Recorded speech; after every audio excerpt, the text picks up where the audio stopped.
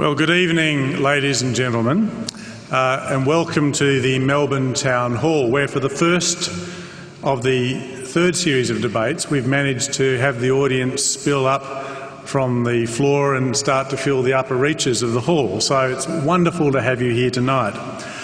On behalf of St James Ethics Centre, the Wheeler Centre, the Melbourne Food and Wine Festival, The Age, the City of Melbourne and the ABC, all of whom have worked together to make this event possible, I'd like to welcome you here to the Town Hall, as I say, for the first debate in our third season. Tonight we are gathered on the traditional lands of the Kulin Nation, and I wish to acknowledge them as the traditional owners. I'd also like to pay my personal respects to their elders and to the other elders of other communities who might be here tonight. My name is Simon Longstaff. I'm the Executive Director of St James Ethics Centre, and I'm delighted to chair tonight's debate. Now, I should mention that later on in the proceedings there will be an opportunity for you within the audience to contribute to the debate, speaking for up to a minute for or against the proposition if you're minded so to do. And so you should know that the event is being recorded by the ABC for subsequent broadcast both on ABC One television and on ABC Radio National. Some of you may be inclined to be tweeting during the course of tonight, so if you are, let me give you the hashtag. It's #IQ2OZ, IQ2Oz, and that's the one you can use and you'll be able to see how you trend. Now, there are some basic rules for this debate. You will have seen them outlined on the order paper provided.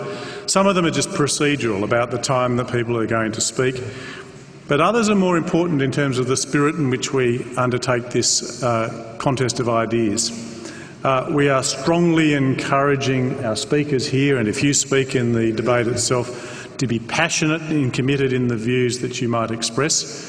But we also ask you to respect the intrinsic dignity of the people who are participating, whether they're on the stage or in the hall. It's about having respectful disagreement, even though that might be passionate in tone. Now, hopefully everybody, as you entered, was asked your opinion about the topic. Are you for, against or undecided? And if you were, then that will have been recorded. What you should have found on your seat when you came in is a ballot paper, and that will be cast later on when we have the formal vote. Those ballot papers are very simple to use. If you're for the motion, you put in the for side. If you're against, cast the against side. But if you're still undecided, and I hope that you won't be by the time you cast your ballot, then just leave the ballot paper joined together and cast it as a whole, and it'll be counted as still undecided. Now, the form of tonight's debate is as outlined in the order paper. The topic is that animals should be off the menu. And it's now my intention to introduce each of our speakers, and I'll introduce them as a bit of a job lot, all of the speakers for the affirmative and then all of the speakers for the negative. And after I've introduced them, each side, I'd ask you to welcome them then as a whole. The first speaker for the affirmative is Peter Singer, born in Melbourne, educated at the University of Melbourne and the University of Oxford. He's taught at the University of Oxford, La Trobe University and Monash University.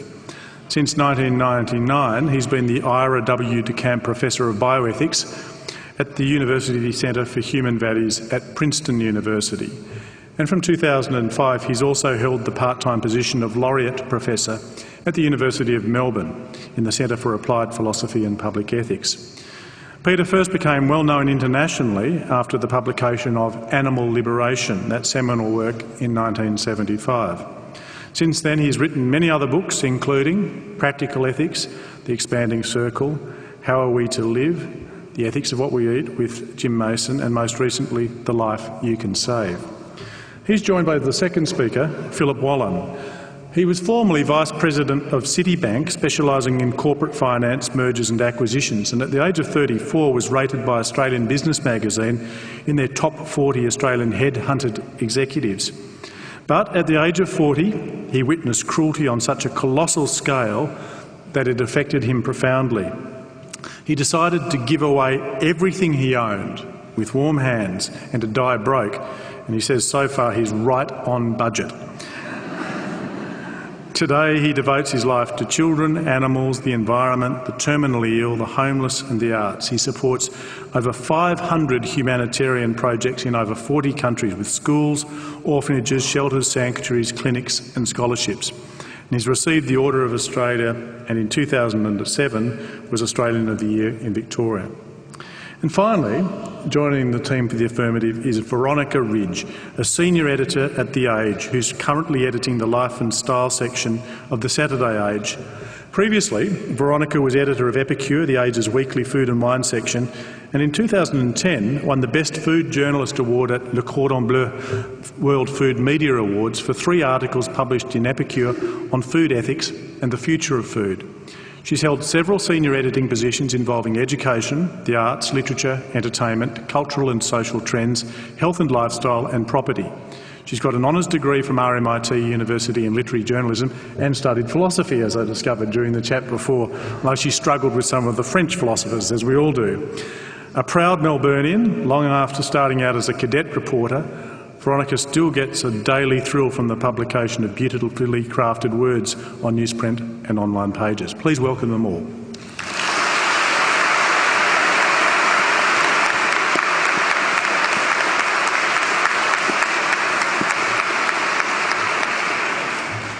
The team speaking against the motion will be led off by Fiona Chambers, a lecturer at Marcus Oldham Agricultural College in Geelong. She holds a Diploma of Applied Science in Agriculture, specialising in animal health, nutrition and genetics, and is undertaking a Master of Animal Breeding Management at Sydney University. Fiona has farmed organically at her Dalesford property since 1990 and began breeding Wessex saddleback pigs in 1995. She's a founding director of the Rare Breeds Trust of Australia and is a director of the Rare Breeds International World Board. She's delivered papers on the subject of sustainable farming and the conservation of farm animal genetic diversity at conferences both here and overseas. She's received a number of awards and fellowships in her 20-year farming career, most recently the 2011 Delicious Food Heritage Award and Best Bacon, the Foodie's Guide to Melbourne from 2010. She's been inducted into the Melbourne Food Hall of Fame. Bruce McGregor is an animal scientist of international standing in his fields of animal production science. His voluntary community environmental work has been acknowledged with a Centenary of Federation Medal.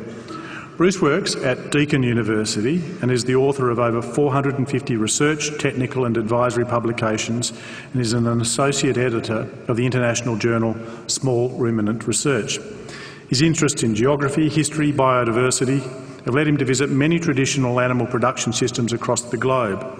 Growing up in rural Victoria instilled in Bruce a love of nature and an addiction to Aussie rules football, a St Kilda supporter.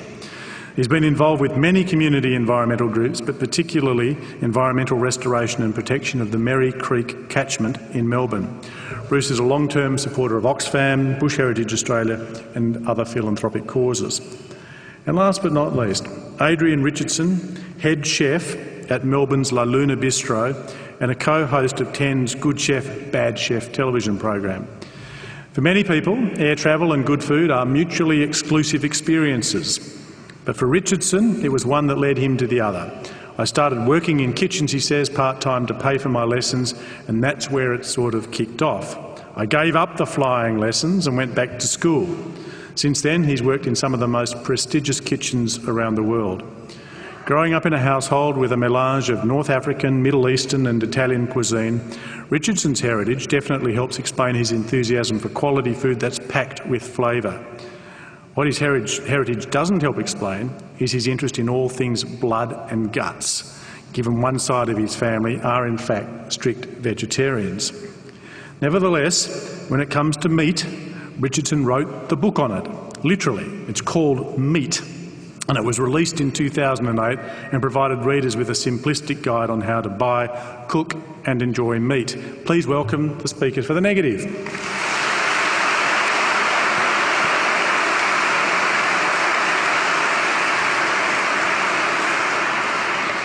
Ladies and gentlemen, the proposition before this House is that animals should be off the menu. I invite Peter Singer to address this House with his arguments for the affirmative.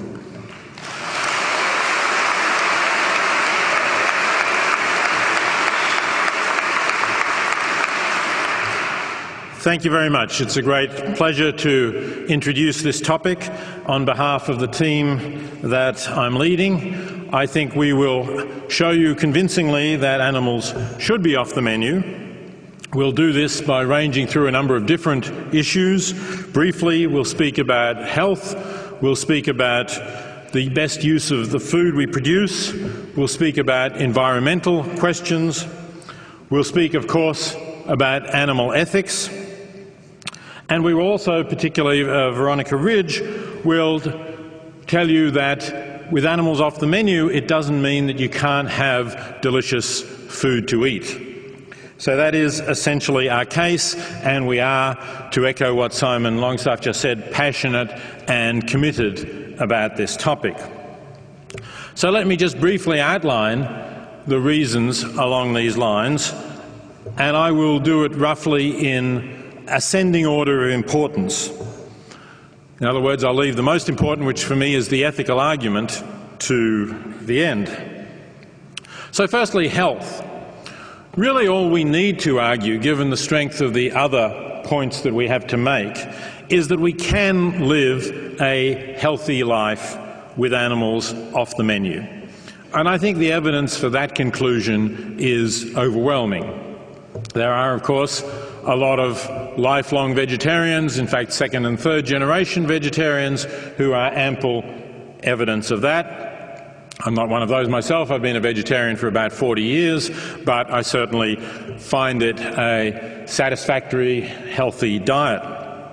And there is now accumulating a lot of evidence that indeed the eating meat is likely to be bad for you. We're not here to say that any amount of whatever animal you might eat is necessarily going to shorten your life, but the evidence is accumulating. Just last week there was a new study published in the Archives of Internal Medicine, led by scientists at Harvard, one of the biggest studies, a study that has followed more than 100,000 people for an average of over 20 years, so a very difficult, time-consuming study to do. And the headline is particularly focused on red meat, that even small portions of red meat are likely to increase your chances of dying of a variety of causes, including cardiovascular disease and cancer. We've known for a long time that particularly bowel cancer or cancer of the colon and colorectal cancer are associated with red meat consumption. This study showed that it doesn't take a lot of red meat eating in order to increase your chances of dying of these diseases, and red meat consumption also increases your chances of getting diabetes. This was a carefully controlled study, and I think the evidence for that is now pretty conclusive. So there are a lot of other aspects of health which we don't have time to go into, but it does seem that in many respects people who do have animals off their menu are likely to live healthier and longer lives than those who have animals on their menu. Secondly, food use. We feed enormous amounts of grain and soybeans to animals, and in doing so we waste most of the food value of the grains that we're feeding them.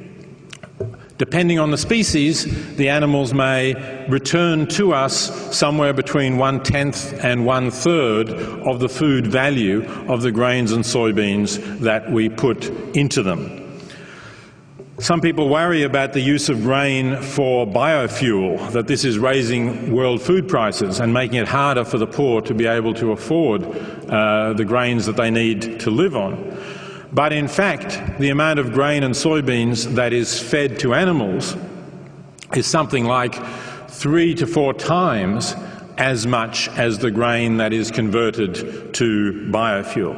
So this is a huge problem. We're talking about something like 750 million tonnes of grain plus additional quantities of soybeans being fed to animals each year. You divide that up among the population of the world, it's really enough to feed the world's poor if only we could distribute it properly and get it to them. So we are just wasting vast quantities of food in order to produce the large quantities of animal products which are, generally speaking, at least partly grain-fed. Thirdly, the environmental question.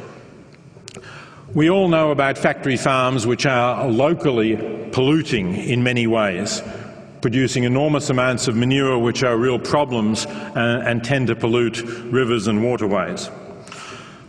But we're now increasingly aware that animal production is a major factor in climate change.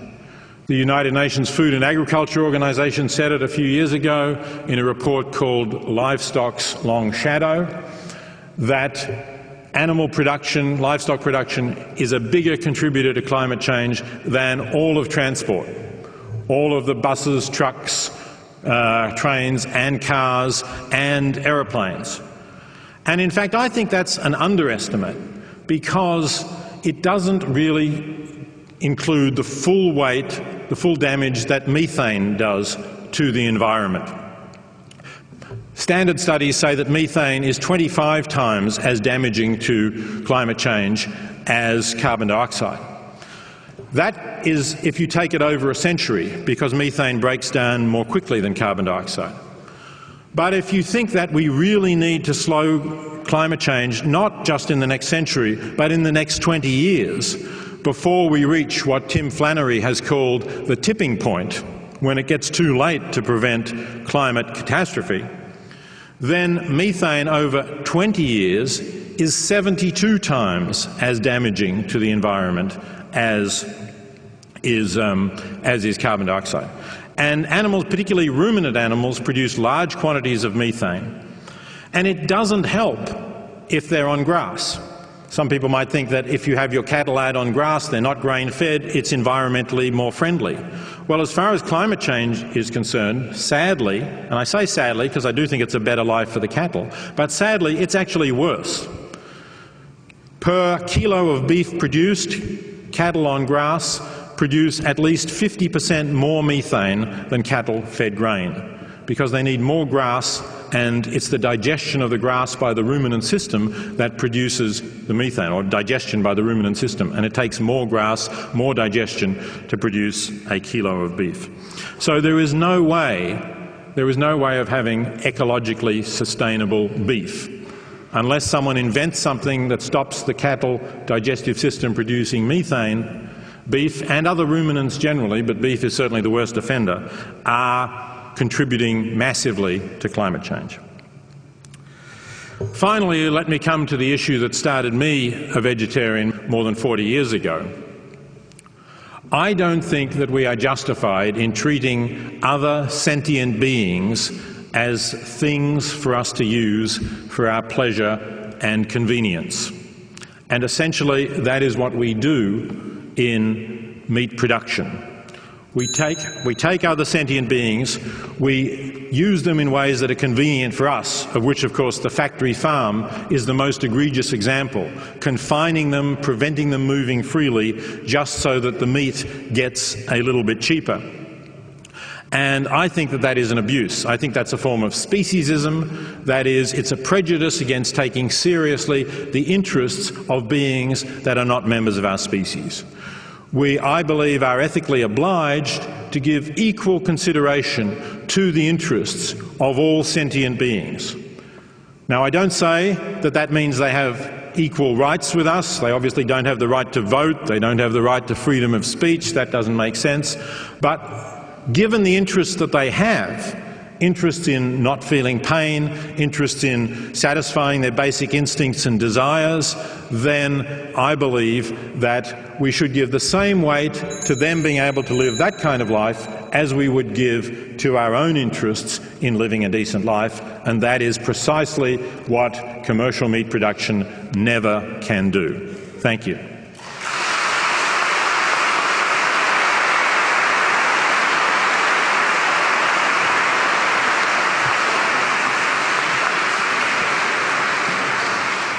Fiona Chambers.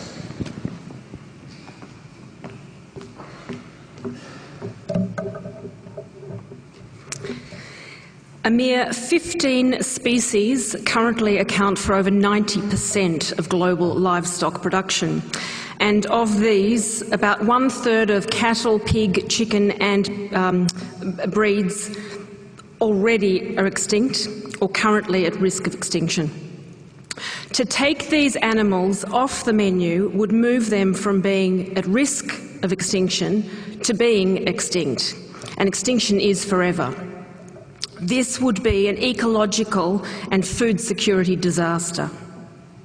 The irony is that in order to save these breeds and species, we do have to eat them, a paradox that exists because of symbiosis. That's an interaction that occurs when different organisms live in close proximity and association together, and typically to mutual advantage. So, for example, when a bee takes nectar from a flower, in payment for that, it transports pollen to other flowers to fertilise them.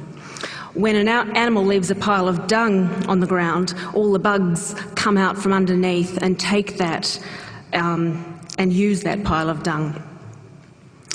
Have we really come so far that we've forgotten the most basic laws of nature?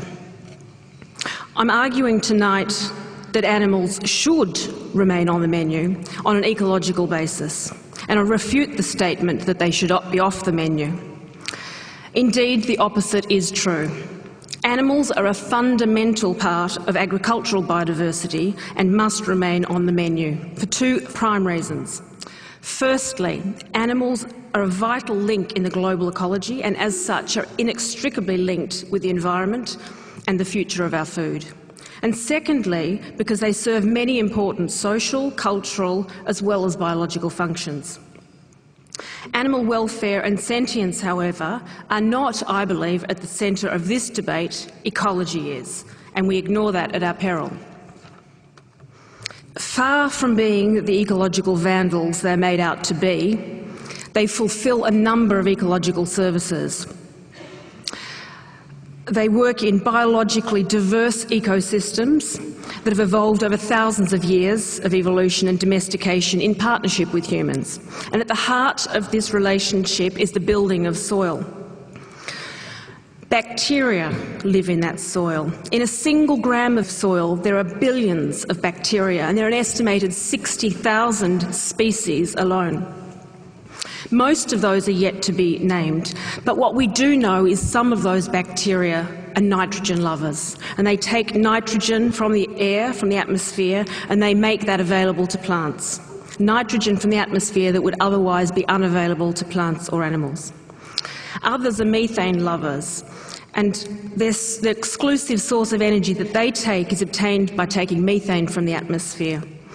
And it's research undertaken recently at Sydney University has shown that just 1 hectare of pasture has enough potential for these methane-loving bacteria to actually extract methane out of the environment that could be produced by 162 head of cattle. Now that's more than what you could run on a hectare. So it makes it methane neutral. Other research has shown that that's capable in much higher levels. It simply comes back to the management of our soil, the environment and the ecosystem, which includes the animals. What happens as well is you've got fungi in the soil that live at the roots, and those fungi transact and interact with the plants, providing they take carbon and they give the plants food and water. And this is where the animals come in. If you think about a tree has branches above the ground and roots below. With a plant, when the animals come along and graze that plant, they slough off the roots at the bottom, and that's what builds soil. The most simplistic arguments that I've heard to justify vegetarianism often compare the efficiency of just 1 hectare of land, comparing what animals can produce and what plants can produce. But this doesn't take into consideration the fact that you cannot crop year after year after year the same bit of ground. You take that same bit of ground and you put a pasture phase in, and animals form an intrinsic part of that rotation. We need to be farming for the future, for our children's future, for our children's children's future, not just for now. because we don't inherit the earth from our ancestors, we do borrow it from our children. The best way to achieve sustainability is through rotating and alternating arable paddocks between cropping and pastures. An animal phase incorporated into the cropping rotation can provide the perfect ecological balance. Managing the grazing systems by how often and for how long the animal grazes, mixing the species of animals that you use, sheep and cattle, for example. A skilled farmer works in harmony with the ecosystems so that the environment does truly stay in balance. This is not something that has to occur always on a small scale. This can happen on a large scale too. And we see examples in Australia where millions of hectares are run in exactly this way with low impact grazing systems. So I disagree that animals cannot be raised in a humane and in an ecologically sustainable way. The environment has been created so that it can take up every bit of methane that these animals give off. In terms of the social and cultural functions of livestock, we see examples all over the world where people live in harmony with animals. Hmong people in China working in the terraced rice paddies in the northern part of Vietnam or southern part of China, without the buffaloes that they live with to plough these terraced steep terraces for their rice, without the pigs that they eat to support them in these high remote villages, without ducks and fish to eat the bugs, the mosquito larvae that exist in the rice paddies.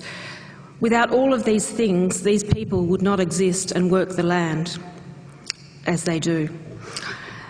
They would not then capture the rainfall in these mountainous areas and stop the erosion. All that rainfall would go downstream and cause erosion, and the fertile deltas downstream would not be able to grow food for their populations. Ecological farming is the key. In 1543, Copernicus first suggested that the Earth revolved around the Sun and not the Sun around the Earth. It took 70 years for Galileo to support these same views, and he was tried for heresy by the Inquisition, sentenced to spend the rest of his life under house arrest because this view questioned the strongly held beliefs about the dominant position of humans and the supremacy of God. It only took 400 years to the Vatican to issue a formal apology to Galileo, so we now know that the Earth does in fact revolve around the Sun. But we don't have 4 years to get this right. Animal welfare and animal sentience are important. They're important just as the Earth and the Sun are important, but they are not the central issue. Without diminishing at all the importance of this, the highest animal welfare standards alone do not guarantee us ecologically sustainable farming system, and this must be our highest priority because our future food security depends on it. FAO supports this view and has stated the conservation and sustainable use of biodiversity for food and agriculture play a critical role in the fight against hunger by ensuring environmental sustainability while increasing food and agricultural production. Thank you.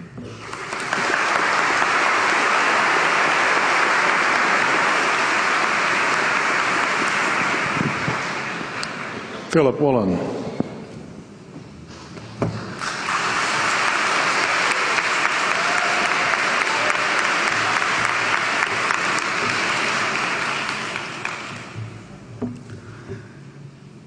King Lear, late at night on the cliffs, asks the blind Earl of Gloucester, "How do you see the world?" And the blind man Gloucester replies, "I see it feelingly.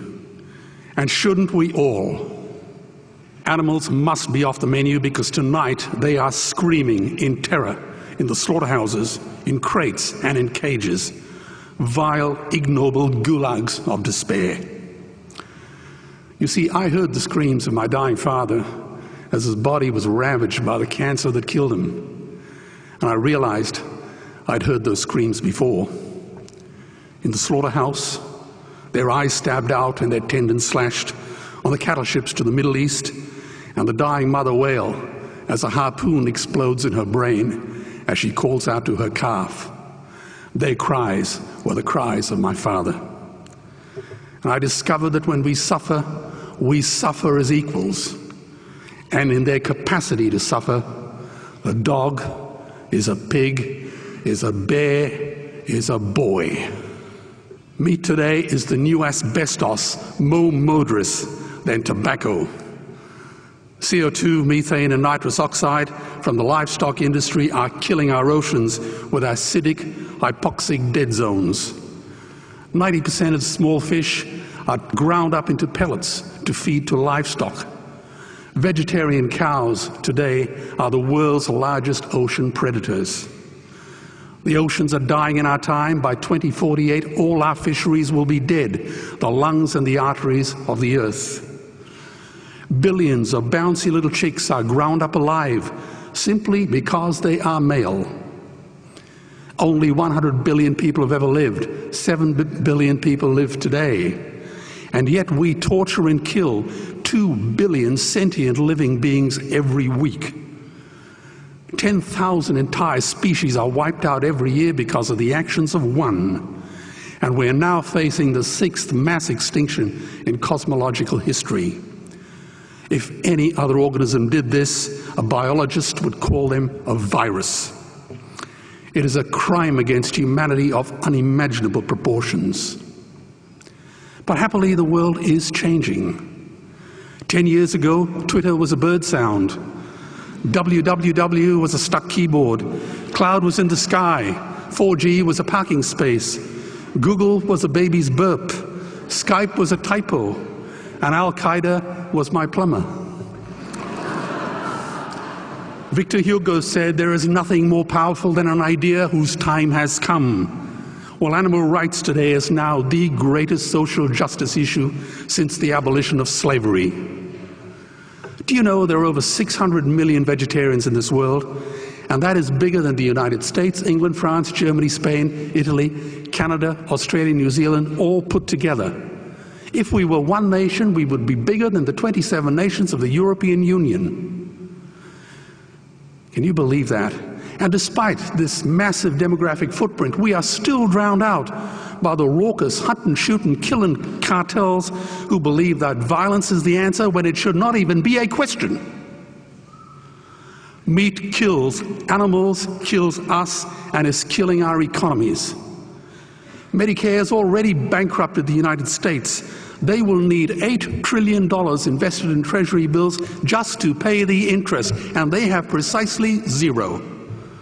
They could shut down every school, Army, Navy, Air Force, Homeland Security, Marines, CIA, and FBI, and they still will not have the money to pay their doctor bills. And our Cornell and Harvard say that the optimum amount of meat in a healthy human diet is precisely zero. Water, as you know, is the new oil. Nations will soon be going to war for it.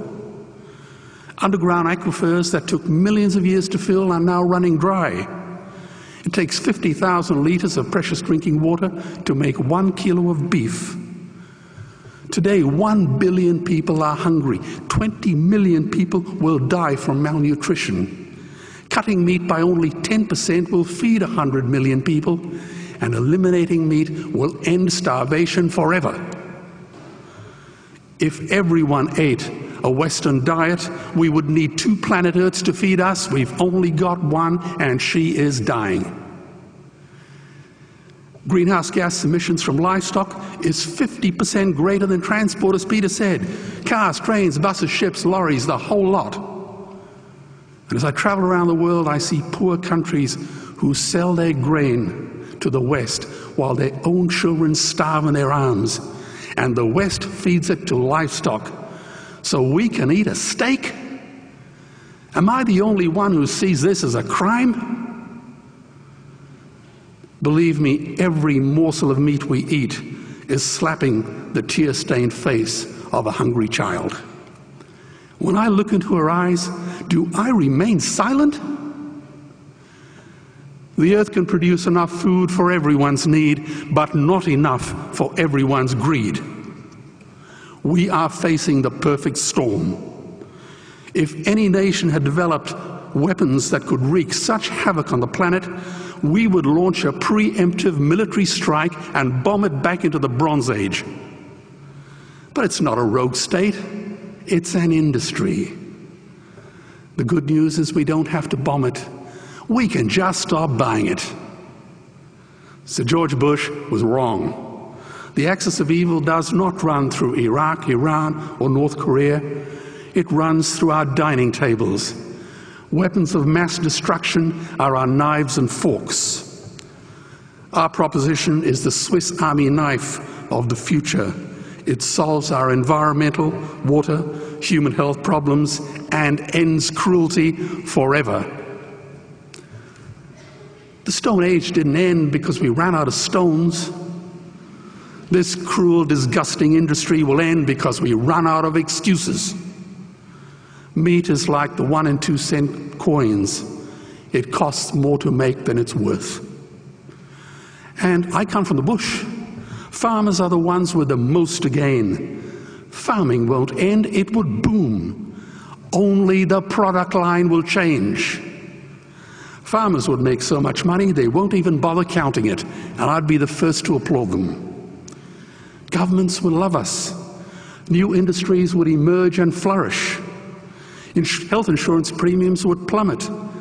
Hospital waiting lists would disappear. Hell, we'd be so healthy, we'd have to shoot someone just to start a cemetery. So tonight I have 2 challenges for the opposition. 2 challenges.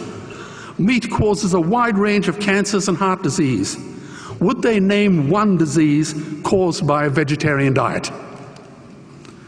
And 2, I'm funding the Earthlings trilogy. If the opposition is so sure of their ground, I challenge them to send a copy of the Earthlings DVD to all their colleagues and all their customers. Go on, I dare you.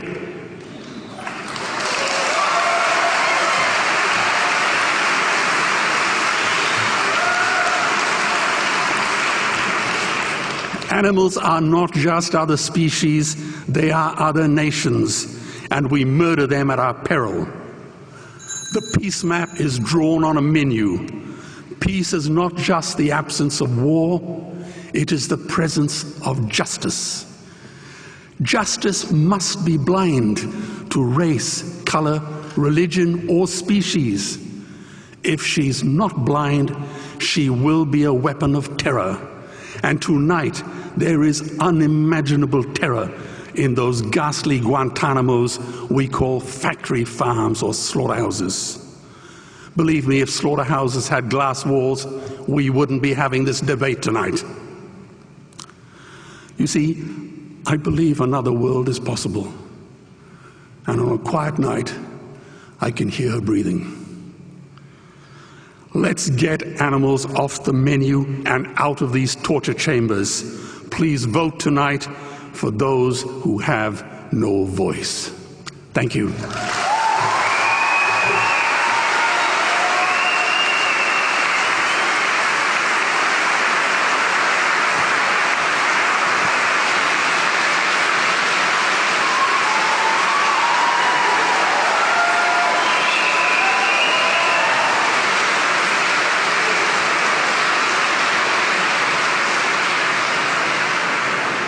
Bruce McGregor.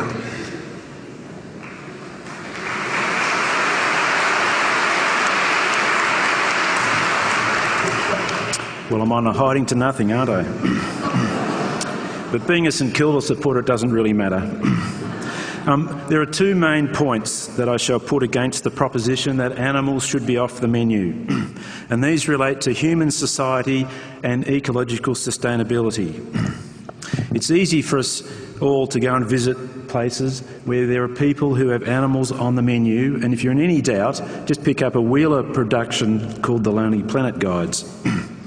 And in the Lonely Planet Guides you'll find directions to find Mongolian pastoralists who milk goats and horses, people in the Andes who use llamas to carry their goods, Tajik women who cook bread on fires fueled by dung, and Japanese and Chinese fishers who use cormorants to catch their fish to feed their families every day.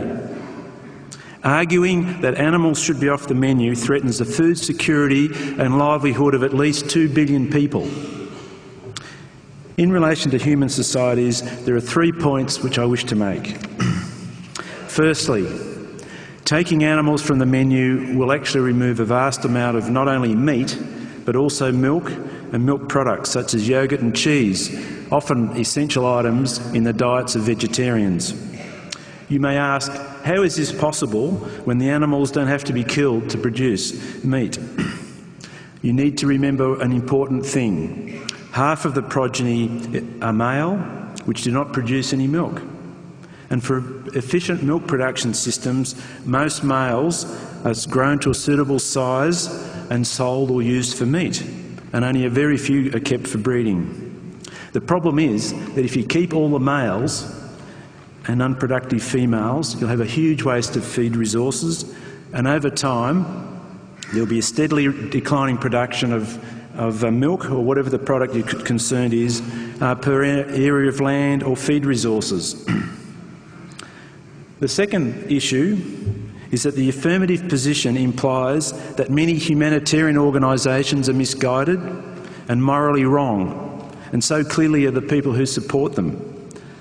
Organisations such as the Australian-based Oxfam and the United Nations Food and Agriculture Organisation have advocated for years that to improve human welfare, we need to improve animal farming practices across the developing world. For example, the US-based Heifer Project International has run their Women in Livestock Development program for more than 20 years. Why have they done this? They've done it because women told them that they wanted healthy children in a healthy environment. They were sick of living in places covered in dust storms. Women told them that they wanted animals. And to do this, the Wild Women program provides them with animals and training. The women build up their herds and provide milk and meat for their children, and they generate income by selling their surplus. Without the use of animals for meat, there would be many more people trapped in poverty, and I'll explain that further as we go. The third point is that animals are also very important in many traditional economies as they are used as a bank and represent people's families' wealth and inheritance. This is underwritten by the value of the animal as meat. Livestock such as chickens, rabbits and goats are sold when these people need cash for cash transactions. Thus, if all markets were removed for meat by the stroke of the affirmative team's pen, food production will decline, food prices will increase, and 2 billion people will head towards starvation, probably losing their life savings and inheritance. Does the affirmative team really think these people are morally wrong? Have they considered all the implications for a large slice of the world's population by taking animals off the menu? I don't think so. So I've purchased a small gift from Oxfam to remind them of these issues. They include a card about chickens, duck and goat. The goat card says it's gruff, tough and does heaps of good stuff.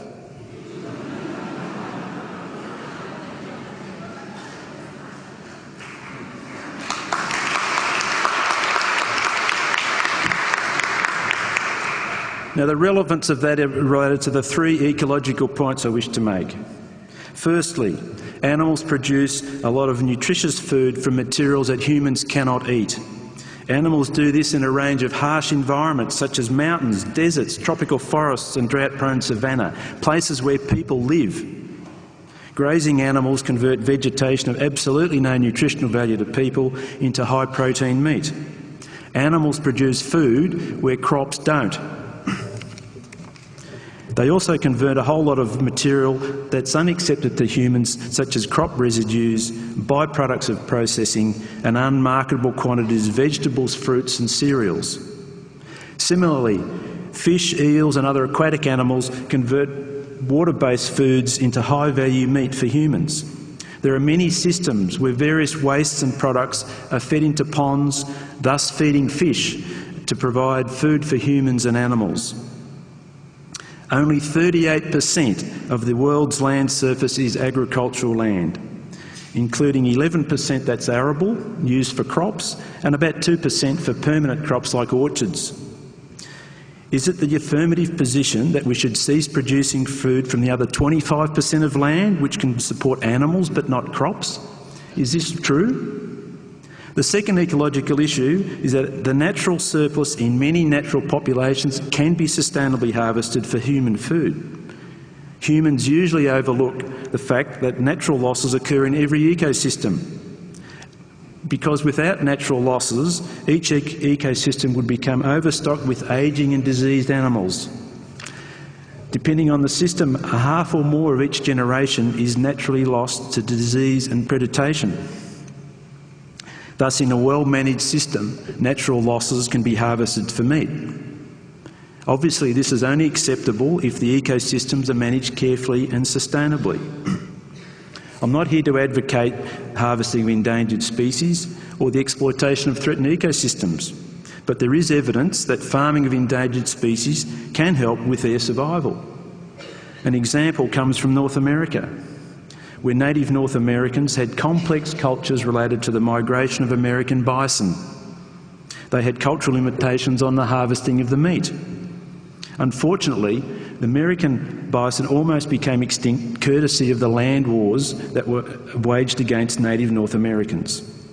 By the early last century, there were only a few thousand bison left, but they were saved in large part because of the number of farm bison, which increased rapidly. And in recent decades, bison have been used for meat and are now helping to restore degraded prairies. The critical issue with harvesting natural ecosystems is that too many species are not sustainably harvested. This is not evidence that animals should be off the menu. It is evidence that there is a need for more biological research into the productivity and resources available for these food stocks, and there's need for greater government oversight and enforcement of regulations. Every time you hear people say that we want less tax, that means less oversight and less enforcement. The third ecological issue is the environmental problems with cropping. Irrigated agriculture, for example, requires the extensive damming of rivers, disruption of ecosystems and degradation of land, including erosion, nutrient depletion, salt incursion and exotic weeds.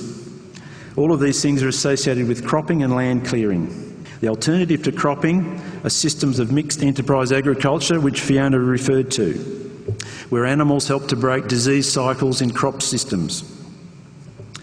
The effects of climate change over the next 40 years is predicted to reduce crop yields between 10 and 20% through the tropics and subtropics, and increase the amount of marginal land for cropping.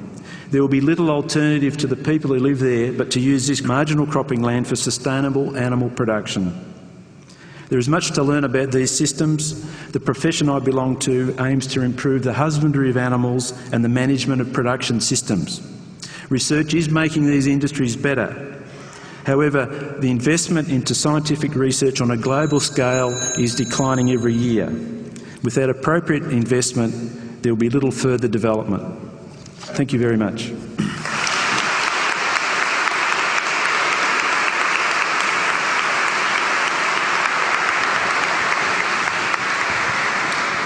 Veronica Ridge.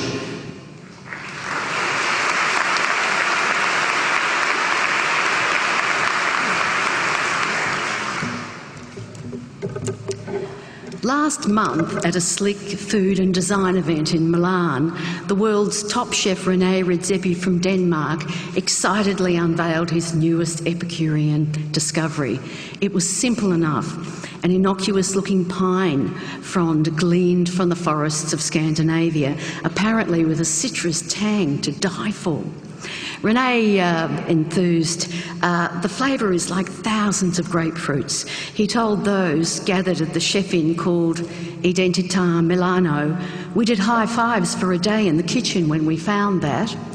Now, I'm not suggesting that we should all follow a diet of Danish pine fronds, juniper berries and mosses and lichens that Redzepi forages from the forest floor. And yes, Redzepi also serves meat, some of it on the extreme side. There's poached deer, whale penis, and you can choose to devour a live wriggling shrimp in brown butter if you so desire. The point I'm making is that at the world's top restaurant today, you can have a wonderfully entertaining, inventive and delicious meal made for you without slaughter. There has been a revolution in vegetarian and vegan cooking and eating in the past decade. A new generation of cooks are using vegetables, spices, nuts, seeds, herbs and all kinds of other seeds and nuts in incredible ways. Gone are the mung beans and bland wholemeal pies that accompanied the whiff of 1970s hippiedom. In fact, much of the pleasure and excitement in eating today is this new wave of vegetarian and vegan food that follows an ingredient-led locavore agenda.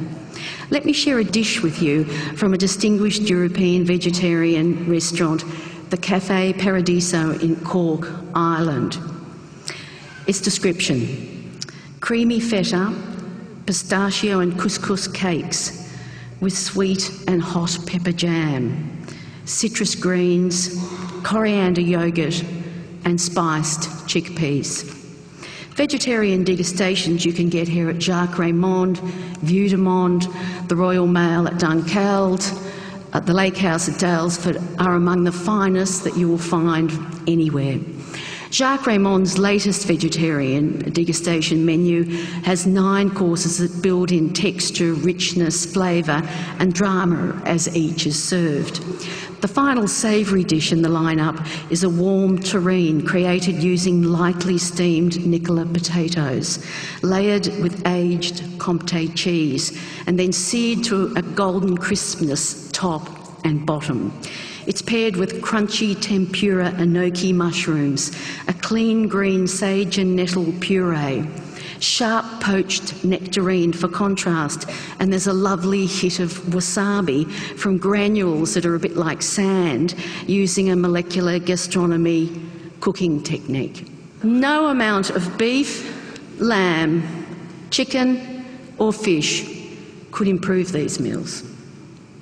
The same goes for vegetarian and vegan food from Melbourne's ethnic cuisines: Indian, Lebanese, Japanese, Mexican, all cultures that celebrate delicious and healthy animal protein-free dishes, and they have shown us how to do it. Recipes. The most innovative vegetarian recipes today are from the food writer Yotam Ottolenghi, who pens a column in The Guardian called New Vegetarian. Ottolenghi sets out, he says, to create fireworks with vegetables using noisy ingredients: lemon, pomegranate, garlic, chilli. A little tip for a Sunday brunch is green pancakes, lime butter and a couple of glasses of Prosecco. Google his recipes, you'll be amazed. Meat alternatives. New York Times columnist Mark Bittman recently did a blind taste test comparing chicken and fake chicken made from plants. He couldn't tell the difference, using the criteria taste, texture and chewiness. Bittman wrote, "Would I rather eat cruelly raised, polluting, unhealthful chicken, or a plant product that's nutritionally similar or superior, good enough to fool me and requires no antibiotics, cutting off of heads and other nasty things? Whole Foods in the United States will be selling it soon at a price cheaper than the chicken that made it on the supermarket shelf after a miserable 6-week existence." These people are showing us the way forward. In 2012, you can be a happily satisfied Epicurean and have ethics. There's even a word for it, an Ethicurian. History's great thinkers who advocated a vegetarian diet are too long to list here, but their theories covered religious, spiritual, philosophical, social, health, environmental themes. But one of the most moving arguments was put forward by 18th century English philosopher Jeremy Bentham, who said the question regarding animals is not, can they reason, nor can they talk, but can they suffer? While animals can't speak in ways we comprehend and their intellect is lacking, they are entitled to be treated with care because, like us, they feel pain. The fact that they can't put their suffering into words is no excuse for ignoring it. In fact, it puts a higher responsibility on we supposedly enlightened humans to identify their screams and help them. And of course, the modern landmark book raising awareness of animal rights, especially farm animals, Peter Singer's Animal Liberation in 1975. All these advanced thinkers, and yet the plight of animals for food hasn't improved much. Food production methods in the Western world, used since the 1950s, driven by a demand for ever cheaper food, are not only damaging our health and the environment, they have led to the inhumane, intensive farming of animals. Bruce and Fiona have mentioned the Mongolians and Chinese who do use meat in their daily lives. But in fact, we are defending that animals should be off the menu here. We have the choices. Some people don't. And too many people nowadays have been lulled into a sense of complacency by the thought that animals are slaughtered humanely, presumably then, therefore, removing any possible humanitarian objection to the eating of meat. Unfortunately, nothing could be further from the facts, as we have all seen in recent shocking footage, including an Australian abattoir. There is no such thing as humane slaughter, and there is a glaring double standard between the way we treat our pets with care and respect and not the animals we eat. Melbourne University academic Siobhan O'Sullivan argues in a new book that the key to understanding this is out of sight, out of mind. The more visible an animal is within the community, the more likely we are to treat it with kindness and respect. O'Sullivan points out that animal welfare laws for hens in petting zoos that teach children about caring for animals are more comprehensive than laws for broiler hens raised for meat. It's hypocrisy that most parents have had to consider. Sadly, lab and meat animals are out of the public view, and industrialised agriculture perpetuates concealment at almost every level of production. I conclude that the avoidance of pain and suffering of any living being should be the main consideration when making culinary choices. This is the #1 imperative for all human beings and should be the guiding premise when choosing what to eat. I don't see an argument to counter this on the basis that you can eat brilliantly without slaughtering animals. Thank you.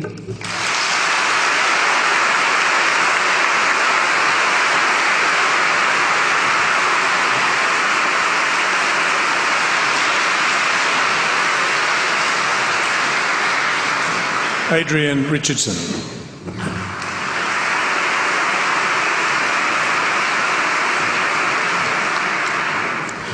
Thank you very much. I love meat. I love cooking meat, I love eating meat, and I love serving meat to other people. If it's got a pulse, I can cook it. And there are plenty of people here tonight that have eaten my moist, juicy, tender beef. If you haven't, you could always pop down to my restaurant, La Luna Bistro. Just tell them Adrian sent you.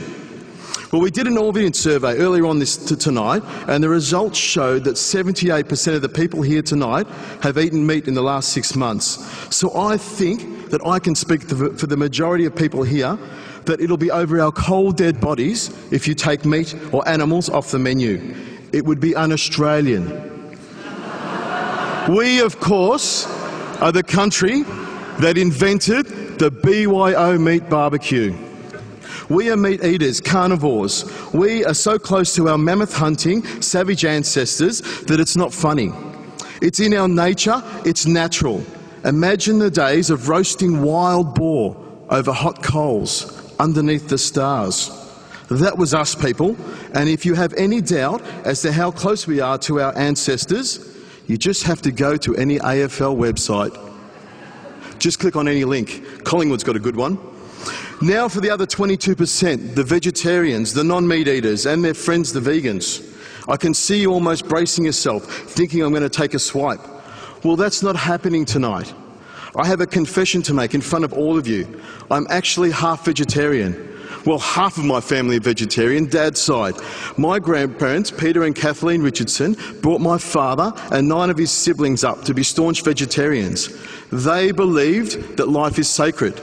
And I agree. I think that vegetarianism and the act of not eating the flesh of another beast is a most noble cause. They made that choice, they believed in that choice, and for that I have always had a great deal of respect for them. But it all comes down to choice. If you don't eat meat, great, bully to you. But if you do eat meat, which most of the world's population do, it's how you choose that meat. That's important, and that's what this debate should be about. Now, I'll just clarify my half-vegetarian bit. For the first 2.5 years, I was a vegetarian. That was Dad's choice. I didn't eat any meat. But that all ended one Sunday afternoon. I was sitting on my grandmother's knee, my nonna, my Italian part of the family. They ate meat, and a chicken wing magically appeared. I suspect a little foul play was at hand, but that chicken wing was devoured. It was devoured so much that the bones crumbled in my hands. And you know what? I made the choice from then on. I would eat meat, I would enjoy meat, and I would have respect for the meat.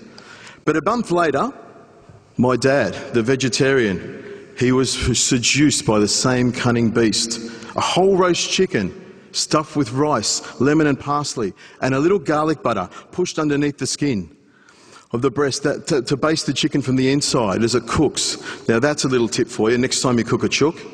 Now I've heard much talk this evening about how eating meat is unhealthy. It will cause you cancer and kill you, from experts who's talking statistics and studies. We all know how well statistics and studies can be manipulated. Just watch an episode of Today Tonight. I can only talk about my own personal experiences. My grandparents, my dad's parents, the vegetarians, ate very well. They grew their own fruit and vegetables, baked bread and cooked and ate the most amazing vegetarian food. They ate a balanced diet, a very healthy diet. They lived into their 90s, healthy and very happy. And my grandmother, she'll be watching this later, she's alive and well today at 92. My mother's grandparents, the Italian side, the Ferrays, they ate meat. They ate pasta, beans, fruit and vegetables, much of it grown in their backyard as well. What they ate was just as healthy as the vegetarians. They cooked and served me the most amazing Mediterranean food, and they both lived happily and healthy into their 90s. So to hear the argument that eating red meat will kill you just doesn't wash with me. I think it's a load of baloney. I think it's information manipulation. You know what kills you? Eating too much meat kills you. Too many chips, donuts, hot dogs, pies, all of the processed crap that's offered to us today, and even more so our kids. That's the stuff that will kill you. We need to eat a balanced diet, and a balanced diet means that meat doesn't have to be eaten at every meal. Just by having a few meat-free days and eating lots of green vegetables is a fantastic start.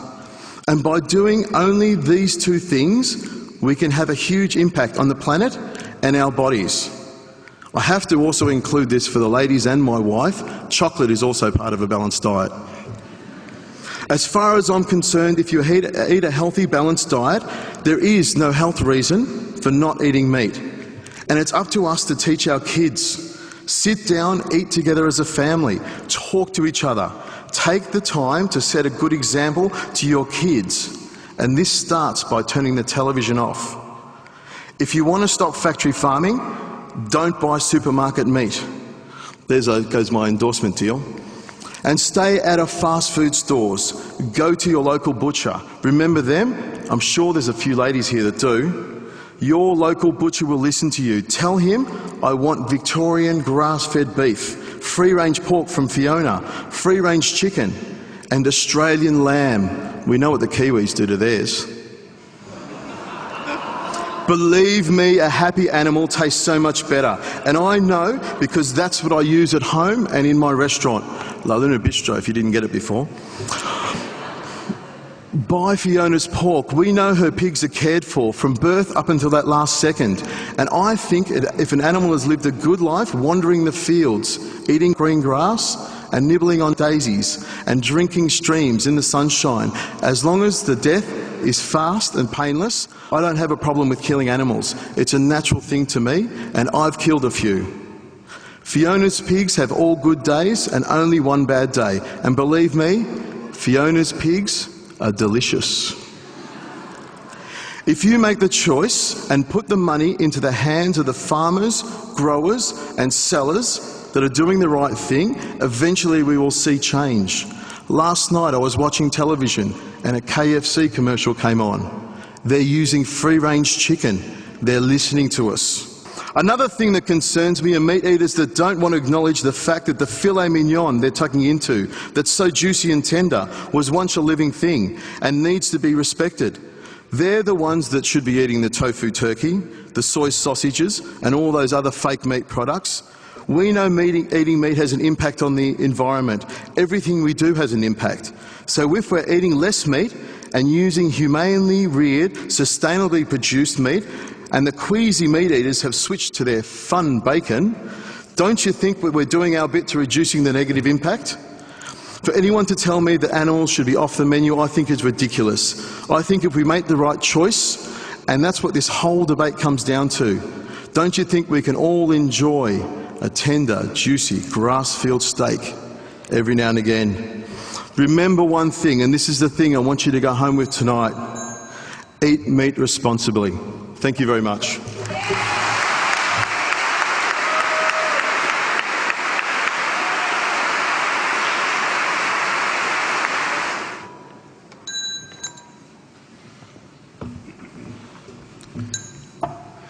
Well, ladies and gentlemen, you've heard the arguments from our 6 speakers, and in a little while you'll be able to cast your vote. But before you do, there's an opportunity now for people in the audience themselves to contribute to the debate.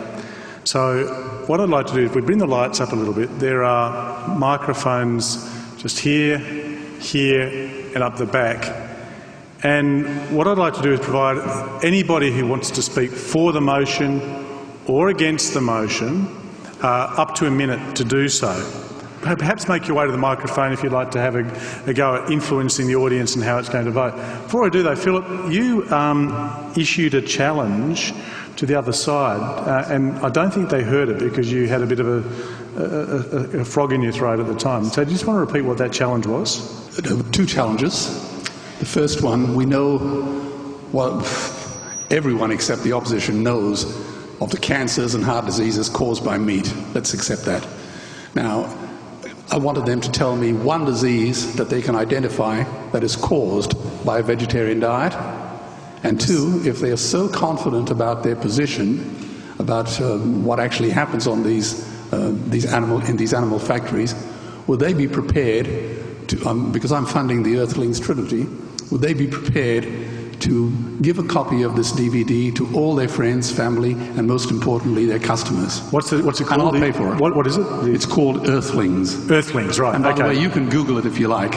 Okay, so if anybody wanted, and we'll come back to you in a moment, I won't get you to respond just now, but if you believe that the factory farming process is defensible, and I'm not sure that you've argued that, then would you give Earthling to others? Okay, let's get to the audience. Now, we'll take it in order of for and against so that there's an equal chance, and I'll start over this side first. So is there anybody there who would like to speak for the motion?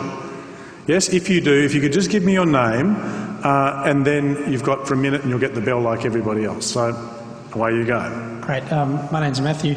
I just was interested in hearing about the soil carbon stuff. My understanding is that the University of Sydney research was underway, but there's no peer-reviewed scientific outcome. So in other words, that research that someone was doing into trying to get carbon into soils to try and offset the methane production, which is terrible, from the belching of cows and sheep, and therefore agriculture is by far the biggest vector of emissions once you take into account the fact that we currently under-account on the multiplier effect for methane in the atmosphere. So in fact, methane should really be calculated on a 105 times basis, not a 25 times basis, and that's the latest NASA data for the effect of methane.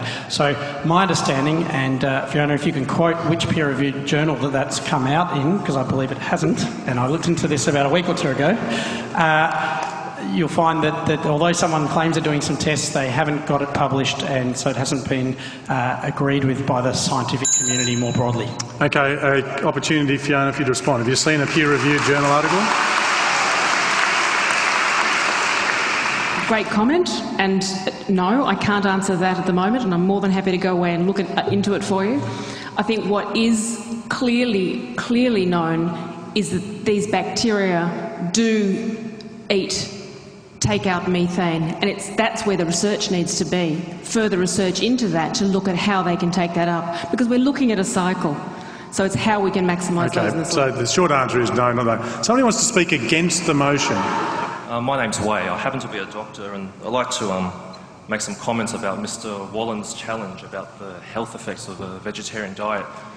Now, I would like to comment that there has been some research that shows that vegetarians do lead healthier lives than meat eaters, but unfortunately a lot of the meat eaters in those studies are those who eat, steaks and hot dogs and chips and hamburgers every day.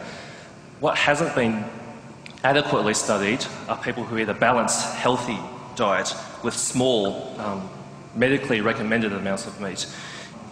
He wanted me to mention a number of diseases that can be caused by a vegetarian diet. Now, I do agree that a balanced vegetarian diet can result in very good health, but unfortunately it's not always easy to get it right, and a significant number of people do get it wrong. I think in Western society, a vegetarian diet does lead to the increased risk of deficiencies of calcium and iron, which can impair brain development. In the third world, it's almost a death sentence. I'd like to mention that Mr. Wallen mentions cancers and cardiovascular disease especially. Now, nearly everything causes cancer, but one of the most studied and most infamous carcinogens is aflatoxin from plants. Okay, thank you. Thank you. Okay. So I'll now take somebody who wants to speak. Can I just comment? Yeah, I just wonder whether Dr. Wei has actually seen the Archives of Internal Medicine study that was published a week or so ago, because it is controlling for the variables you've mentioned. It's controlling for other things like the amount of fat eaten, whether people are eating chips. It's also, relating to what Adrian said, it is both unprocessed and processed red meat. It's not only. So I do think there is evidence that even modest amounts of red meat contribute to an increased mortality from these diseases. I have a fantastic mind for trivia, and I remember learning at school that if you eat 20 kilograms of onions, you'll get sickle cell anemia. And that will be the least of your problems. Right, I'll come back. Down here, somebody wants to speak for the motion. And Adrian, you said that eating meat is a natural thing. We've evolved to do it.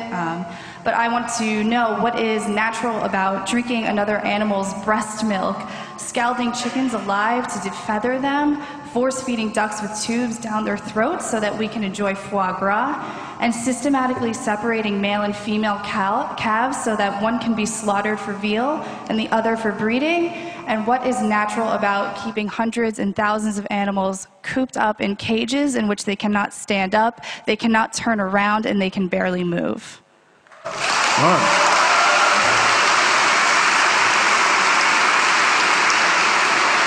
Adrian. Well, what you pull out is the worst stuff that's going on in the meat industry. I don't use foie gras, I never have and never will.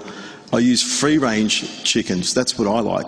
Now, it's about doing the right thing, and I don't think, you pull out all this emotive language, and it's wrong, some of this stuff. And if you're worried about veal and, geez, it's horrible to, we shouldn't be eating veal and we shouldn't be killing baby cows, don't eat milk and cheese. Take it off your menu. You're the ones that can control this. That's what it's all about.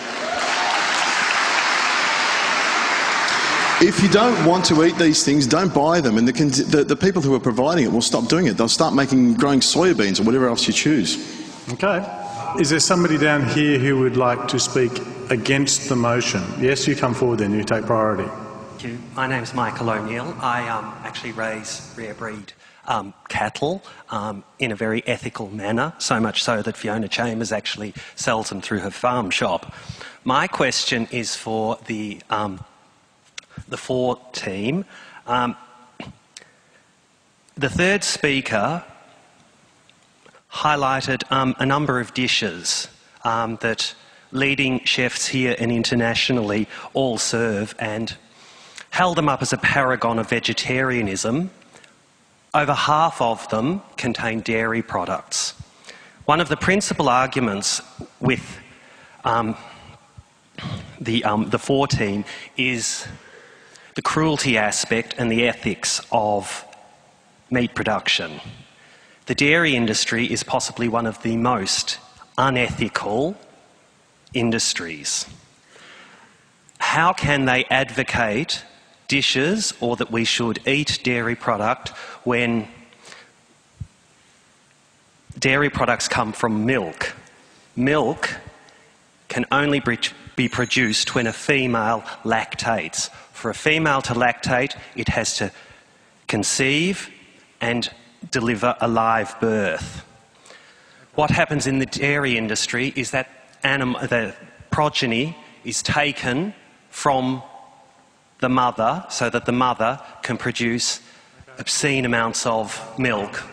I think we've got the point, so thank you very much for that. Now, if there's anybody from the dairy industry, you can have a say in a moment. Who wants...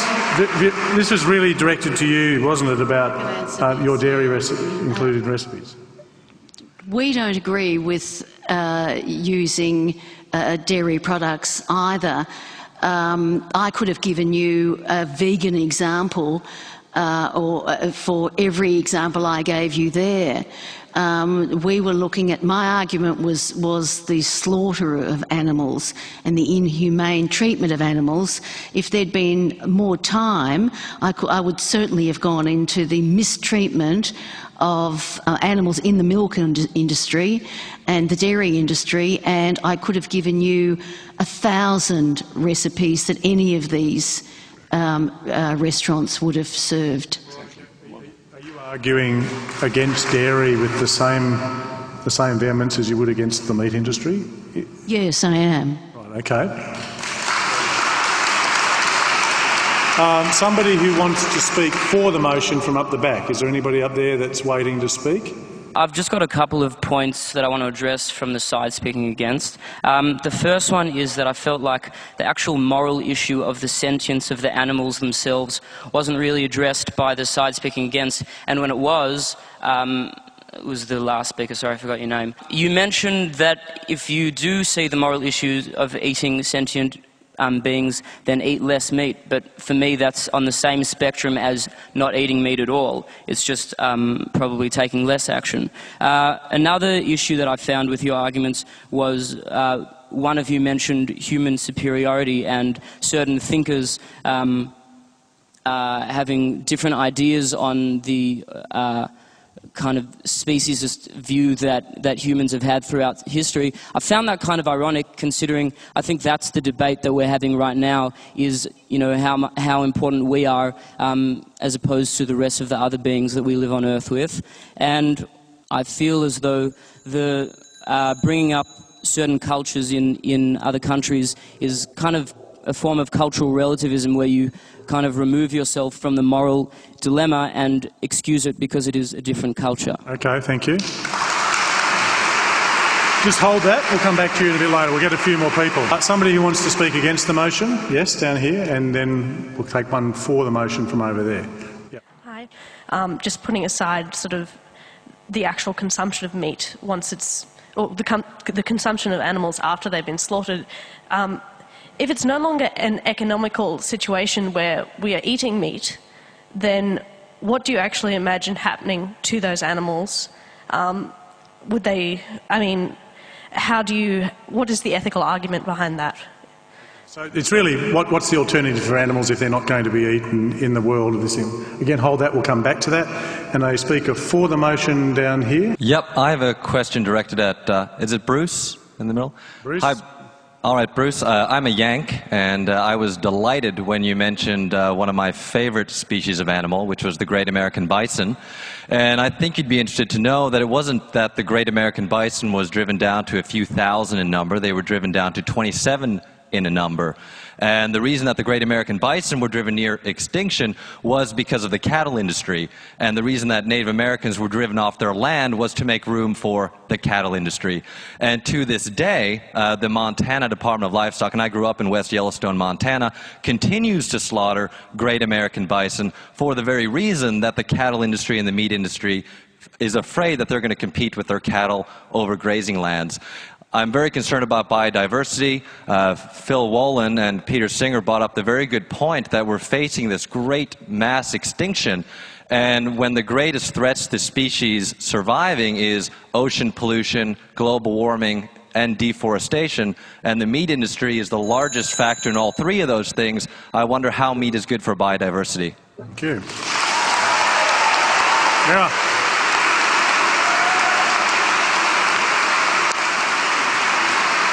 So let's start off with animal sentience, Fiona, which I know you wanted to say something about. I was going to firstly respond to the speciesism side of things, because why limit it to a sentient being if we're not going to be speciesist? My point was that bacteria and fungi are by far the biggest determinants for us going forward, and we're just completely ignoring them because we're so human-centric and so sentient being-centric. That was my argument. Right, okay, well that's something. Now, do you want to say anything else about sentience? Anybody? Yes, Bruce. A comment about this, because if people need to eat something to live, and we're making a choice between eating live plants and other things. So the argument that's been put to you is that we shouldn't eat sentient animals, but we're allowed to eat plants, which are living things. So you need to really get your ethics clear here about what you are doing as a biological organism, which actually you depend on bacteria in your gut actually to digest most of your food anyway. So you're going through a different process altogether. So we need to be clear what the questions are. And the question that we were asked to debate was that animals should be off the menu, not for us, off all the menus. It doesn't say off our menu or you know, Peter Singer's menu. It says off the menu. Thank you. Now, let's go to a couple of things that were put. One question was about, coming from the floor, Philip, which I think you wanted to answer, was in relation to how should the animals that are no longer going to be eaten, how are they to live? And then I want to, perhaps Peter wants to come in. Let's take this as a serious question about whether or not one's ethical concerns should extend beyond those of other sentient beings to other forms of life, other orders of being. How should we think about that? So, Philip, you have a crack at the first one. You ask, what are we going to do with the animals that we've already got sitting on Earth with us right now? Those animals came into being because their parents were artificially inseminated. They were produced in a factory, an animal factory. All we got to do is turn off the factory. What about just talking about the dairy industry? How did the cows were actually artificially inseminated? So that's a big piece of it. In fact, of the 70 billion animals that are killed according to the FAO every year, 50 billion of them are poultry. And so let's assume, however they come into existence, yes, the cages are thrown open, the pastures are made free range, and the animals wander the world. What happens to them? They're not going to overrun us. You know, let's face that. How will they fare? I'll cut you a bit of slack. I'll let you eat all the animals that are already sitting in the factory farms. Just stop producing any more, okay? Okay. And Peter, the question about other orders of being, why those with sentience being given privilege? I think the fundamental principle here is, as I said, one of equal consideration of interests. Now, I think to have interests, you have to have experiences of some sort. We have interests in not feeling pain and in enjoying our lives, and so do non-human animals generally, certainly birds and mammals, I would say all vertebrates. I'm not going to go to the wall saying that an oyster is capable of feeling pain, and if somebody wants to say, well, I'm going to leave oysters on my menu, I'm not really going to argue against that. And certainly I don't think that bacteria are sentient beings, and so I don't think that they have interests. So giving equal consideration, you can give equal consideration to oysters and bacteria if you like, but if I'm right in saying that bacteria anyway have no experiences, are not conscious, then it's just giving equal consideration to no interest at all. So it's like when you try to multiply 12 by 0, you still get 0. So I think it's the same sort of thing. If there are no interests there, I don't think that thinking ethically about them for their own sake really makes sense. Of course, they may play a role in the natural ecosystems and they may be instrumentally useful, but I don't think their interests or they can't at the foundation of ethics in the way that sentient beings do. Okay, let's take a few more comments from the floor. Yep, please. Speaking for the motion. My name is Kaylee and I wanted to begin by thanking all the speakers for their contributions this evening. I've got more of an observation really, and it's been touched upon briefly already, so I'll try and be quick. I just wanted to say that the fact that the team in the negative chooses to focus on primarily the ecological side of the debate only and to reduce animals to mere units of production, to items on a menu and to their usefulness in terms of means to human ends, I think it shows a reluctance and perhaps a fear to engage on the ethical issues that arise from eating animals. So that's my first observation. And secondly, in response to the idea of choice and that we choose to eat vegetarian or vegan or we choose to eat meat, where is the choice in this debate for the animal that is factory farmed and that is produced? Thank you. Thank you. Is there somebody who would like to, up the top there, who'd like to speak against the motion? Yes, up the top. First of all, I think that the strawman argument about factory farming is a bit boring at an intelligent debate, because I can't think that there'd be anybody in this room who would actually be in favour of factory farming, and stand up if you are. I think that that's not what we came to debate, though. It's about whether meat should be on the menu or off the menu. And the questions about moral relativism and cultural relativism that we've all heard just now have also elided the role, although it's been canvassed briefly, elided the role of meat in the global south. And for us to sit here in our kind of luxurious first world lives and have a choice about vegetarianism, which I respect, I think is unconscionable to apply to others who don't have the same choices. And so if you're going to take the moral position, you need to be very careful about whether you're taking that position for others whose best source of nutrition might be the family pig that's in the field nearby, that's part of their agroecological system. Okay, thank you.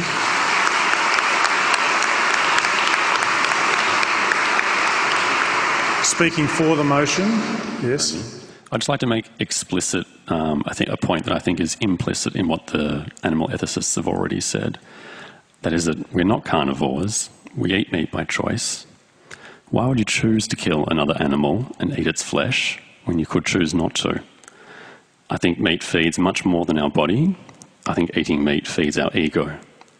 Because by choosing to eat meat, we are demonstrating that we are powerful enough to dominate and kill other animals for reasons other than survival. We demonstrate it through technology on a farm where animals are kept in cages, no matter how big or small. We demonstrate it through technology in an abattoir where animals are killed systematically by machines.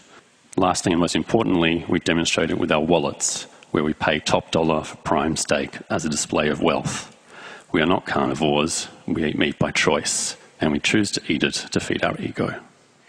Okay.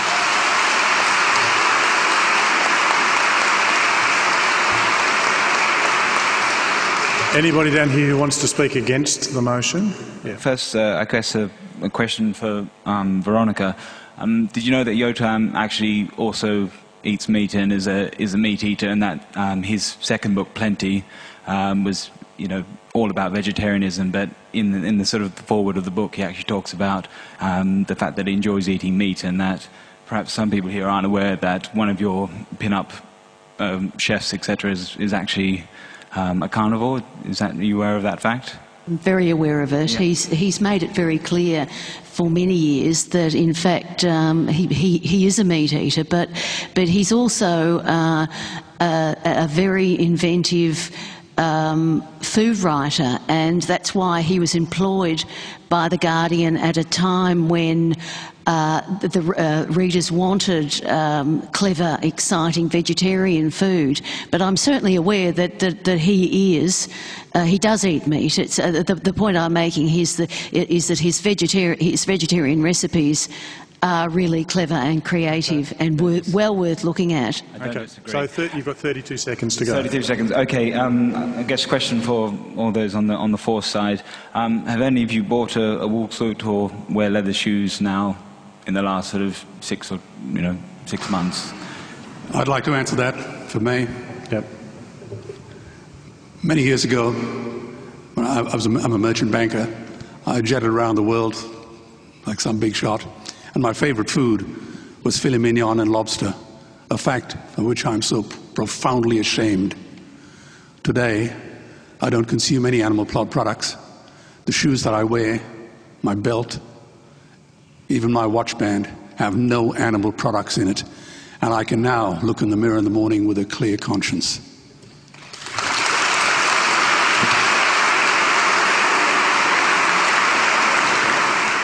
Is there somebody up the top who wants to speak for the motion? Yes, and then we'll take... So I guess that I feel like there were two arguments raised that I think were flawed and I think are often used in different moral debates. I think the first one is the idea that if something is natural and humans have done it historically, then it makes it okay. While this is maybe an intuitive thing that people like to nod their heads to, I think that, you can take, for example, the idea that women, naturally are supposed to raise their young kids just by the fact of breastfeeding. But today we have ways to go around that in the 21st century, and it allows women to enter the workforce, it allows women to do a whole range of things. So I think that just because something's natural, if we can choose to transcend it, and that gives people or sentient beings a better life, then I think that we should. I think the other important issue is that often it's talked about the fact that people lose their jobs if something's changed or the implications that that will have on workers. And I think as you can see with things like with the slavery industry, when that was first proposed to be banned, the amount of jobs lost was something considered. And I think that that should never really be a factor or a large factor, because ultimately as society changes, jobs in different areas will be lost. But for massive things like billions of animals a day, that shouldn't influence our actions more than the billions of animals that are killed. Thank you. Okay, and just to be, because people have been waiting, I'll take the first speaker on each side here. You'll be the last two speakers, so I'm sorry for those who've missed out, but we need to do it. So one speaker each from this side, and you can sort it out amongst yourselves. The rest, I'm afraid, will have missed. So, yes. I do not believe that it is appropriate to kill animals and put them on a grill and then smother barbecue sauce all over them, because how would you feel if that was you or your child or your sibling or even your mother? How would you feel if that was you? It's just treating animals a different way because they cannot talk and their only defence is simply the people who are vegetarian. Thank you. And the final floor speaker will be this gentleman. I wish to respond to many claims made by those saying, those who are on the against side. But I think it all is summed up by the fact that in many things in life we have a win-win situation, and this is one of them. There's really nothing to be weighed up, and the idea that there is something to be weighed up usually is generated by those who profit from the thing that is causing the suffering. And that is certainly the case here. In terms of being natural to eat meat, well, I'd advise someone to try, if they can, to attack and bite a cow or another animal using only what they have now, their so-called eye teeth. Without tools, you can't do it. Without tools, you can't fly, and you can't do a whole lot of other things that humans are not naturally capable of doing. In terms of bacteria, well, the total weight of bacteria exceeds the weight of all other living things. They're not going to disappear without some cows. And it's worth noting that animals in the wild also produce excrement. And needless to say, in terms of biodiversity, cutting down trees and breaking up the topsoil, salinating the soil, then killing the animals on the soil and ultimately causing heart disease to the humans who eat the animals, needless to say, kills more animals than being a vegetarian or preferably vegan. Thank you. No, you will in a minute. Yes, you will, but not right now. All right, two things are going to happen now because of the time. One is that people with ballot boxes are going to be coming forward to collect your votes. It's really important that you find your voting ticket because what you cast now by way of your ballot will determine the result of this argument. If you are still undecided, then leave it joined together and put it in the ballot box. Otherwise, tear it in half, for if you're with this side, or against. Now, as people are summing up, you'll hear the speakers each being given 2 minutes to make some closing remarks. Because of the way in which Adrian needed to speak, I'll let him go first and we'll go in reverse order so that you can address issues, which means Peter will be finishing up. So please vote quietly, listen in to what people are having to say. Adrian Richardson, your 2 minutes begins now. For me, this is a personal choice. I have no problem with the, when I've done this before, I've killed an animal. In fact, when I was 12 years old, my father, the vegetarian, who he was a vegetarian, took me out to the back paddock of the farm we were living on, and I shot my first sheep. We scun it, we gutted it, and we hung it in the cellar for a couple of days, wrapped in cloth. That's the way you tenderise it. My father sat me down a couple of days later when we ate the meat, and he said to me, Adrian, this is where meat comes from. An animal dies so that you can eat meat. It's your job to make sure you use every part of it and treat that animal with respect. And that's the way I've lived my life, and that's what I do. That's why I eat meat. I have no problem with it. The gentleman over there said that we can't kill an animal with our bare hands. Well, I've killed a few chickens and a few rabbits with my bare hands. You know, and if I was out in the wild, that's what I would do. But I have no problem with it, and I'm sure there's a lot of people who don't have that problem at all. And if you have a problem with the death of an animal, then don't eat meat. I think it's a most noble thing. That's what I'm thinking.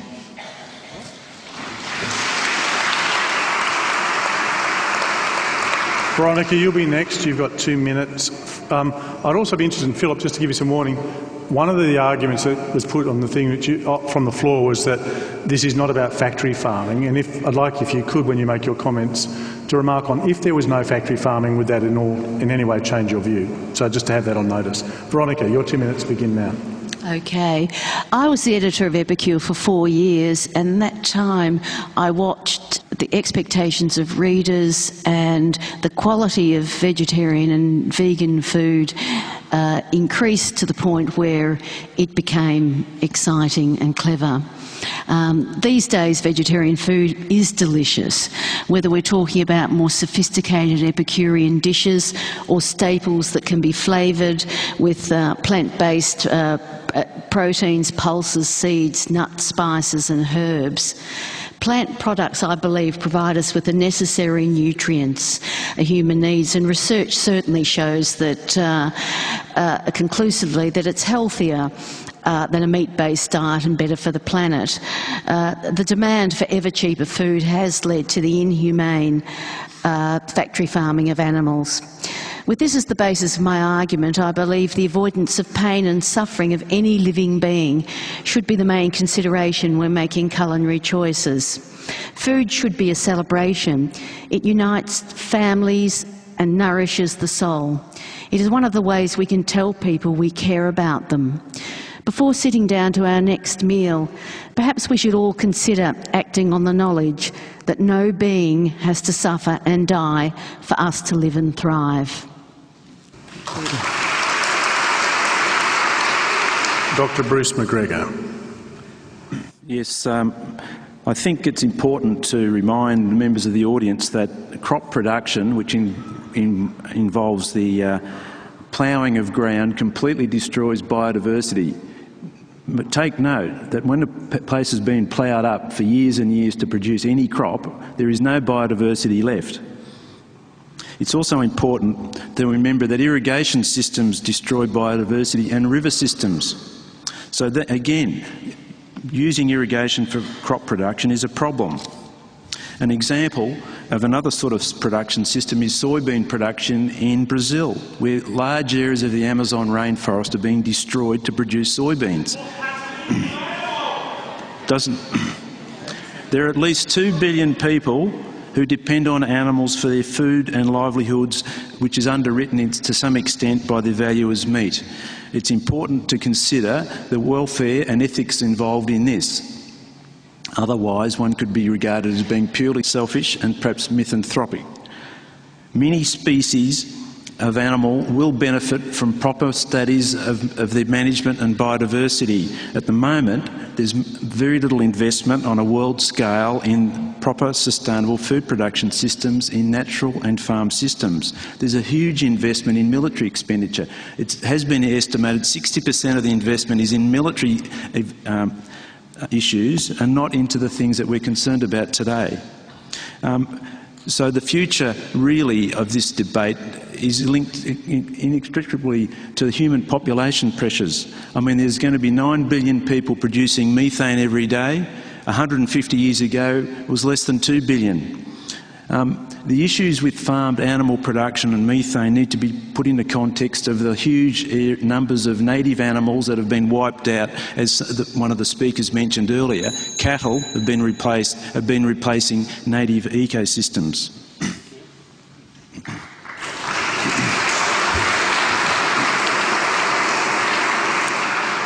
Philip Woolen. Simon, I'll answer your question as long as it doesn't come into my response time. Okay. It'll only take me a couple of seconds. Yeah. I completely disagree with factory farming. Most of the animals, the meat that we consume today, comes out of factory farms. Plain and simple. Anyone who tells you otherwise is disingenuous, to say the very least.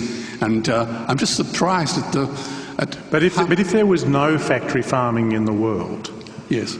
None at all? Yes. Would it change your attitude to the eating of meat? It would not change my attitude in the slightest. Right. Okay, that's what I wanted to have. Okay, to your statement. I'd like everyone here to just imagine another world. A clean, peaceful environment, healthy people, no cruelty, no killing, no screams. What type of person, some bright spark would come up and say, let's capture, cage, impregnate, torture and kill all the animals. Let's eat their rotting corpses and make our bodies a graveyard for murder victims. What would you say to someone who came up with that brilliant idea? Well, if no one here would invent such an industry, what kind of person would defend it?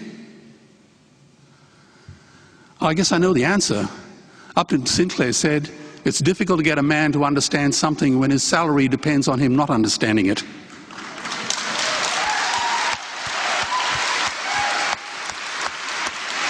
Now, during this debate, while we've been having this debate, 30 million animals have been murdered.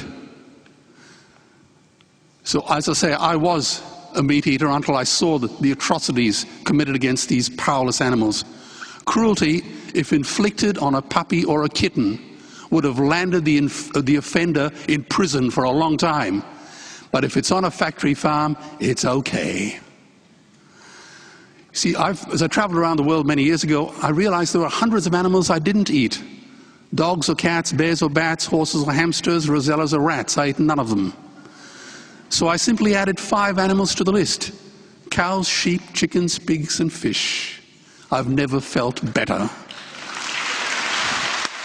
So, I would say feeding a child meat is tantamount to tossing him a pack of Marlboros. The last sentence of Scott Fitzgerald's book reads, so we beat on, boats against the tide, drawn back ceaselessly into the past. I ask you, are we to live forever in a sick, smug and cruel past? The brutes and the bullies have been Goliath, but David is coming. Maybe he's in this room, maybe he's one of you. And if not you, who? And if not now, when?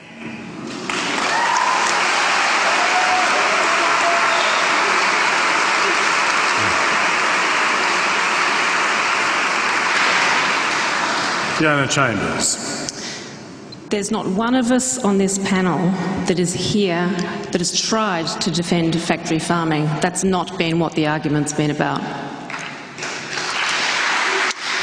You are not correct in saying that just about all meat is from factory farming in Australia.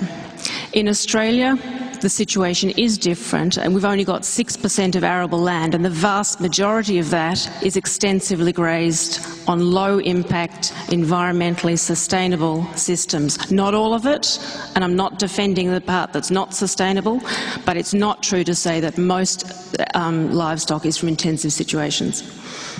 here in the beef situation. In terms of humane slaughter, it's been said that it's not possible to slaughter animals humanely, and that's not true. It's not true because I've seen and witnessed, I've seen bad slaughters and I've seen good slaughters, and animals can be slaughtered. They can be slaughtered without pain and without suffering, and it's our absolute responsibility to ensure that that happens every time if we're going to be slaughtering animals. Nothing less than that is acceptable, and I'm the first to agree with that. But this debate was not about whether or not it's possible to slaughter animals humanely, because that in itself is not a reason for why animals should not be on the menu or whether they should be on the menu. Just to say it's possible to kill them humanely is not reason enough. But to use animals in a sustainable system to build soil is a reason to keep animals on the menu. Thank you. Peter, if you could, a question that was asked from up the back, which you might address just before you use your 2 minutes, was to do with whether or not adequate consideration has been given to people from other parts of the world and other cultures where the eating of animals for them may be their best source of sustenance. So is this a precious argument amongst people who are affluent to the extreme in comparison to them? Well, certainly, I think that I interpret the question as a choice for us, and we have choices. I did not think we were talking about whether animals should be off the menu for example, hunter-gatherer people in the Amazon, or people living in arid grasslands in Africa where they graze cattle and that's basically their major source of food. I'm certainly not going to stand here and say you have to put animals off your menu, even though that means that you and your children will starve.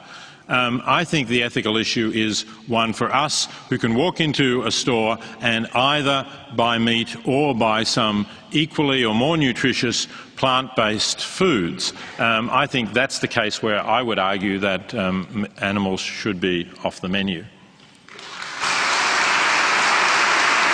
Now, do you want your 2 minutes now to do your summary? Okay, thank you. So, firstly, let me say on this point about are we talking about factory farming or not, if we're not talking about factory farming, then animals will be largely off the menu because we won't be able to supply the amount of meat that people are eating now from the kinds of farms that we're talking about. I mean, I think Adrian said that people should buy Fiona Chambers pork. Well, how many? I don't know if you can feed even this audience, let alone all the people out there. And there may be other organic farmers who are trying to do the right thing by their animals, but it is still a very small niche market. I'd like to see it expand, I suppose, at the cost of the factory farms. That would be certainly better than the factory farms continuing. I'd welcome that to that extent. But really, we can't sustain the kind of meat eating that we have in the society from these small organic farms. That's sad, but it's the truth of the matter. Now, Bruce talked about crop production, but the fact is, and the damage it can do to the environment, but the fact is that we would need much less of it if we were not feeding crops to animals. He mentioned the Brazilian soybean production, but I think 70 or 80% of that is fed to animals. So that's exactly the problem. And even with beef in Australia, 80% of the beef sold in supermarkets has ended its life in feedlots. So we are feeding grain. We don't do quite as much of it as the United States, it's true, but we are still feeding grain to the cattle, to the beef that is the majority of the beef that is produced in Australia. Finally, I want to say something about this issue of slaughter. I welcome the fact that Fiona Chambers is concerned about the suffering and cruelty. She says that it should be humane every time. The problem is that in a commercial slaughterhouse, you make money by processing more animals. There's a book called Every 12 Seconds. That's how long in a particular slaughterhouse where this man worked, every 12 seconds another animal was being killed. You just cannot keep up the humane standards reliably when you're under constant pressure to kill more animals faster. So if we want commercial slaughter, there are going to be cases of cruelty. You'll never make sure that it's all humane. Thank you, Peter.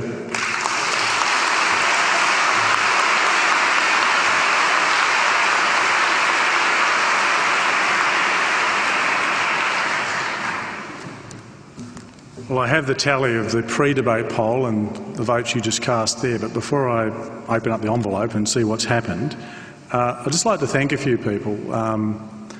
To our partners here, the people from the Wheeler Centre who brought us all together, fantastic people from the Melbourne Food and Wine Festival. I'm sure many of you are here because of their advocacy for a discussion about this topic. The staff and management of the Town Hall, the volunteers who've conducted this ballot, all of them out there busily counting, the editor and management of The Age, who are a partner we've had now for 3 years, the Mayor, Alderman and officers of the City of Melbourne, the Managing Director and staff of the ABC and our supporters, AMP. The next debate is on the topic, and it's on the 8th of May, that freedom of speech is overrated. And I suppose it's a hard argument to advance given what we've been doing tonight. But before I even give you the results, whatever the result is, would you join with me in thanking Peter Singer, Fiona Chambers, Philip Wallen, Bruce McGregor, Veronica Ridge and Adrian Richardson.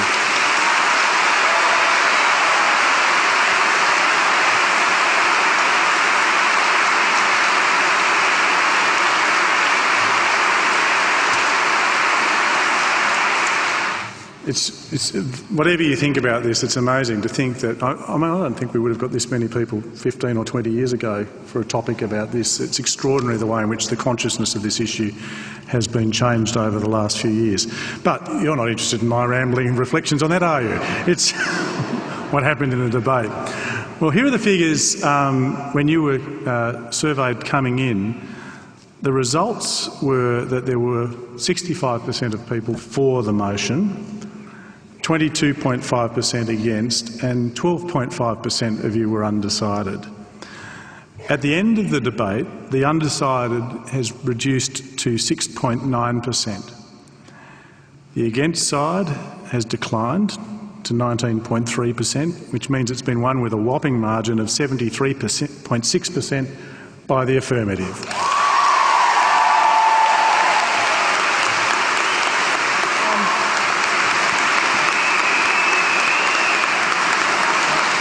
Finally, thank you to all of you for coming along tonight, for your support, and I now declare the debate to be closed.